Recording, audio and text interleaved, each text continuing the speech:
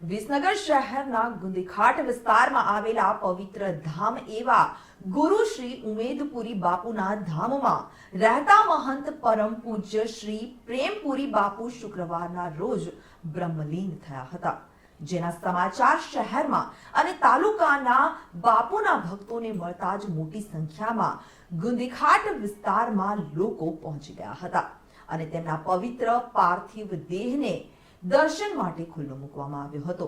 શ્રી પ્રેમપુરી બાપુના પવિત્ર પાર્થિવ દેહના દર્શન કરવા માટે વિસનગર શહેર તથા આજુબાજુના વિસ્તારોમાંથી ભક્તો મોટી સંખ્યામાં હાજર રહ્યા હતા અને શ્રી ગુરુ શ્રી ઉમેદપુરી બાપુની ધૂન બોલાવી હતી।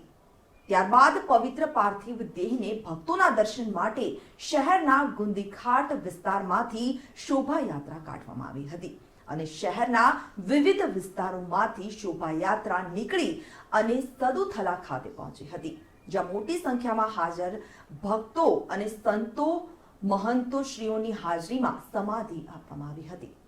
શું નામ છે આપનું?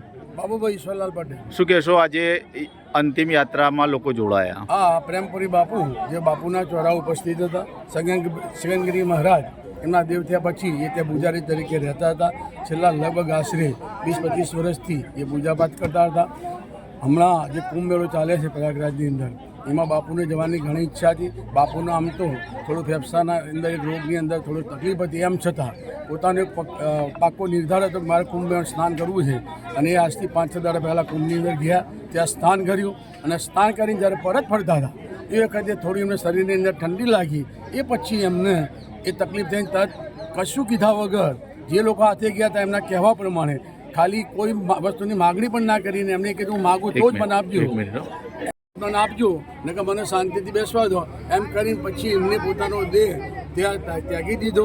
જે લોકો હાથે હતા એમનો અહીંયા ફોન આવ્યો, એના પછી બાપુના ચોરે આજે બપોરથી અમે ત્યાં એમને ત્યાં બેસાડેલા દર્શન માટે અને આજે 3 વાગ્યા પછી ત્યાંની ભવ્ય શોભાયાત્રા વિસનગરની અંદર ગુંદીઘાટની અંદર થઈ, ગામમાં થઈ તો કાઢવામાં આવી। એની અંદર હજારો લોકો જોડાણ્યા અને પછી અહીંયા છેલ્લે મેલડી માતાની મંદિરની જે જગ્યા છે જે પ્રેમપુરી મહારાજ સદુતનાની, એની અંદર એમનું અમે સમાધિ આપી છે।